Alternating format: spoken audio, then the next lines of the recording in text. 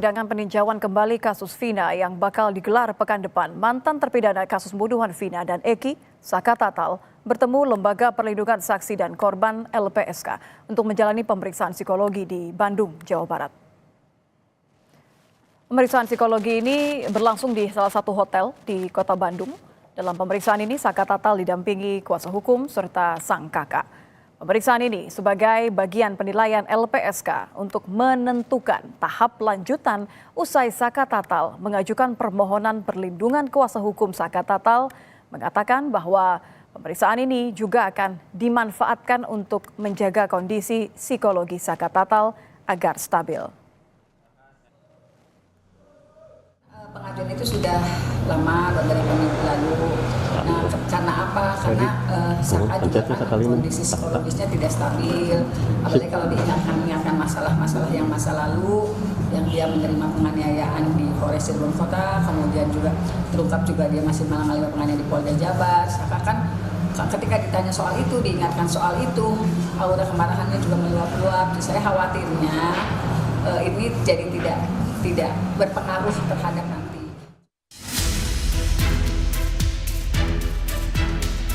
Di tengah proses evaluasi yang dilakukan Polri terkait proses penyidikan ulang kasus pembunuhan Vina dan Eki, sejumlah terpidana kasus ini angkat suara soal dugaan penganiayaan hingga dugaan kesaksian palsu Ibtu Rudiana.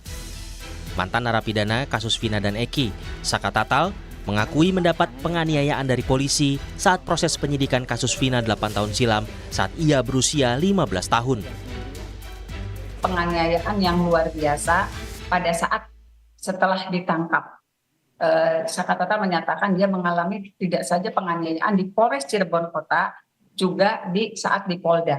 Tetapi Saka Tatal tidak bisa menceritakan secara spesifik siapa yang menganiayanya. Waktu itu Saka Tatal masih 15 tahun. Yang Saka Tatal ketahui dia dipukuli, dia disetrum.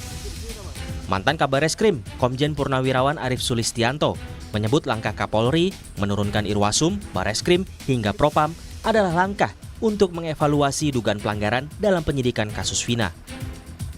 Pengerahan 3 divisi Polri ini diyakini bisa mengusut dugaan pelanggaran pidana hingga kode etik yang diduga dilakukan oleh Ibtu Rudiana. Ternyata dugaan-dugaan yang selama ini dilontarkan, terjadi tindakan kekerasan di dalam pemeriksaan. Ini kan merupakan satu tindakan yang tidak boleh terjadi di dalam proses penyidikan. Pelaksanaan tugas kepolisian itu ada 3 tindakan. Pertama, masalah manajemen. Itu nanti tanggung jawab dari Itwasum. Kemudian masalah kode etik, disiplin, tanggung jawab dari Propam. Dan apabila ada pelanggaran pidana, termasuk diantaranya penerapan prosedur teknis, taktis penyidikan dan penerapan pasal, itu tanggung jawab Bareskrim. Sebelumnya, jurnalis Kompas TV Muhammad Syahri Romdon mencoba mencari Ibtu Rudiana untuk mengklarifikasi sejumlah tuduhan yang dilemparkan oleh terpidana kasus pembunuhan Vina dan Eki. Ibtu Rudiana yang juga ayah Eki tak pernah merespons pertanyaan soal kasus ini. Selain itu, Rudiana juga tak bisa ditemui di Polsek Kapetakan, tempat ia bekerja. Dari kemarinan coba untuk nyari Pak Rudiana tuh. Pegel, Pak. Pegel kenapa, Pak? Tanyain terus ya. Iya. Harus jawabnya dari mana? Iya.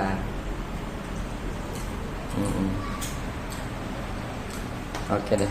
Ya udah Pak, kita izin ngambil gambar aja biasa. Di luar, Pak. Iya. Ya. Biasa Oke, Pak. ambil gambar. Makasih ya, Pak. Pak. Ya. Tapi emang udah sejak lama ya, Pak, sini tuh ya? Apa ini? Udah nggak berangkat tuh? Dinas setiap hari juga. Oh, dinas. Dinas di sini aja. Polres sini, Polres. Bolak-balik Polres ke sini. Sebelumnya, Kapolri Jenderal Listio Sigit Prabowo mengatakan akan transparan dalam penanganan kasus pembunuhan Vina dan Eki walau telah terjadi 8 tahun silam. Tim Liputan, Kompas TV.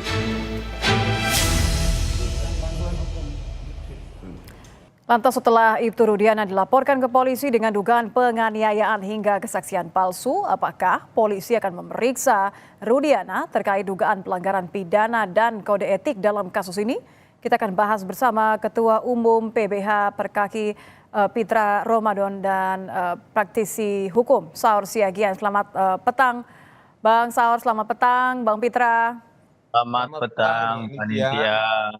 Saya ke Bang Pitra dulu deh. Bang Pitra, ini saya menyebutnya masih teman atau sudah klien ya, jangan-jangan ya. Bang Pitra, kalau Rudiana kan sudah dilaporkan ke Bareskrim, ini artinya terakhir kali bicara dengan Rudiana kapan? Bicara apa? Ya, kalau berbicara dengan beliau tentunya kita berbicara terkait dengan kesehatan saja ya. Tidak ada berbicara terkait dengan kasus. Karena domain daripada kasus tersebut sudah diserahkan kepada penyidik yang menangani karena sudah ada laporan polisi terhadap kasus pembunuhan berencana dan pemerkosaan tersebut. Tentunya kita menghargai aparat kepolisian ya yang sedang menjalankan tugas dalam mengungkap kasus ini karena ada beberapa pelaku lainnya yang belum terungkap seperti itu. Kondisinya sudah diceritakan mengenai laporan ini, responnya Pak Rudiana bagaimana, Bang Pitra? Terkait dengan laporan polisi terhadap Bapak Ibtu Rudiana, ya beliau tidak ada persoalan terhadap hal tersebut karena memang itu adalah hak hukum setiap warga masyarakat ya.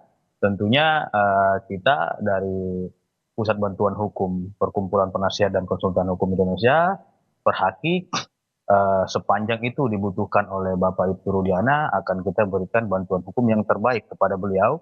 Mengingat dengan pertimbangan beliau ini adalah sebagai ayah korban, di mana anaknya telah meninggal dunia dan beliau adalah statusnya juga sebagai pelapor. Tentu hal ini ya dengan pertimbangan kita, karena beliau ini sebagai pelapor harus kita lindungi hak hukumnya. Jangan juga ini sudah menjadi bola liar karena sudah ada putusan pengadilan yang telah berkekuatan hukum tetap dan terpidananya sudah ada. Artinya mereka yang melaporkan Rudiana ini adalah mereka yang melaporkan dirinya sendiri gitu loh. Mereka yang melaporkan dirinya sendiri. Saya konfirmasi ke Bang Saur deh kalau gitu. Bang Saur, tadi Bang Pitra mengatakan mereka yang melaporkan Rudiana melaporkan dirinya sendiri. Menurut Anda bagaimana? Dari mana Rudiana ini harus diperiksa terlebih dahulu? Etik dulu atau pidana dulu? Kalau saya sih melihat dari data-data atau informasi yang diberikan oleh para terpidana ini, baik kuasa hukumnya dari awal yang membuat laporan dan bahkan melakukan penyidikan sendiri itu ada kan saudara Rudiana. Enggak, salah Bung Saur. Termasuk juga dengan menentukan yang 11 orang itu adalah kan awalnya adalah saudara Rudiana, kemudian ditindaklanjuti oleh Polres Cirebon.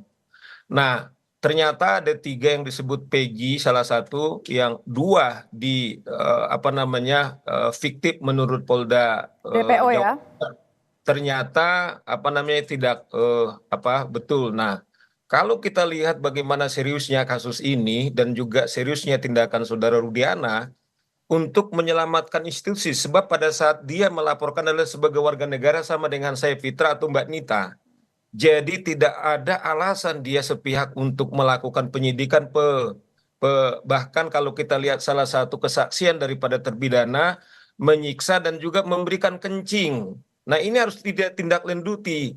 Kalau itu tidak saya bayangkan ini gitu akan itu seperti kasus akan banyak nanti kawan-kawan di Polda Jawa Barat korban seperti kasus Sambo. Jadi sebelum ke Sambo, Bang Saur, jadi pidana dulu atau etik dulu nih?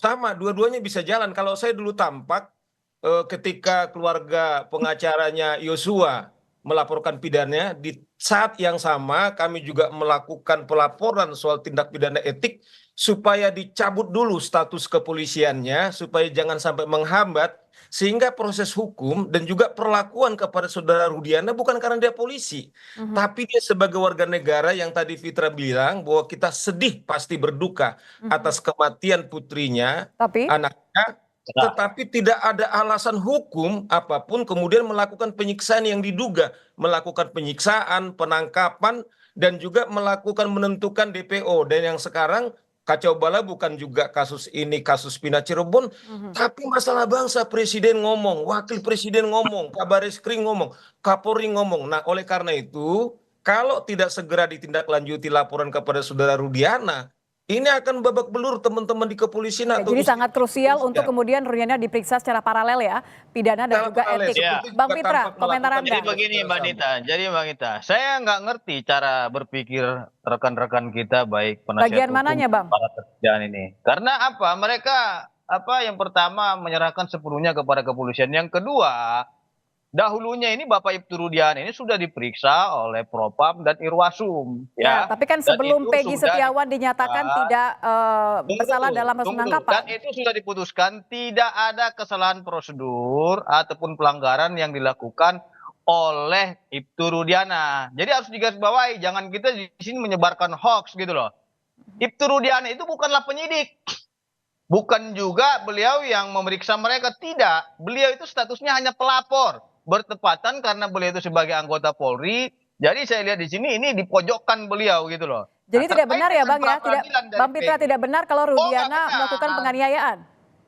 Nggak benar dong, itu hoax. Semua kita punya bukti Ini itu. keluar gitu dari loh. mulut Jadi, Rudiana kepada Abang ya? ya artinya kan sebagai sahabat beliau, pastikan saya tanyakan juga kepada beliau selaku sahabat. Tidak ada itu yang melakukan penyiksaan oleh Ibtu Rudiana. Ini karang-karangan mereka saja. Dan itu menimbulkan fitnah bagi Ibtu Rudiana. Karena memang beliau itu sebagai anggota polisi aktif, tentunya apapun yang keluar dari mulut beliau, ya itu harus seizin daripada institusi dan pimpinan. Sesuai dengan Perpol nomor 7 tahun 2022. Dan nggak bisa juga kita samakan, beliau ini seperti sipil, harus ngomong sana, ngomong sini, itu nggak bisa dikategorikan seperti itu. Maka dari itu ya, yang mereka laporkan itu terkait dengan kesaksian palsu katanya, itu mereka melaporkan dirinya sendiri. Keterangan-keterangan ya, yang ada disampaikan oleh Ibtu Rudiana itu adalah keterangan para terpidana. Itu harus diingat itu. Tapi kan karena Jadi- konteksnya ada dugaan penganiayaan Bang. Tapi oke lah, saya ke Bang Saur lebih dahulu deh, sebentar. Tahan dulu Bang Pitra. Itu yang dilakukan oleh Ibtu Rudiana. Ini bahaya nih bagi pelapor ini, bisa berbalik pidana kepada mereka. Hati-hati aja. Oke, saya ke Bang Pitra kalau begitu deh.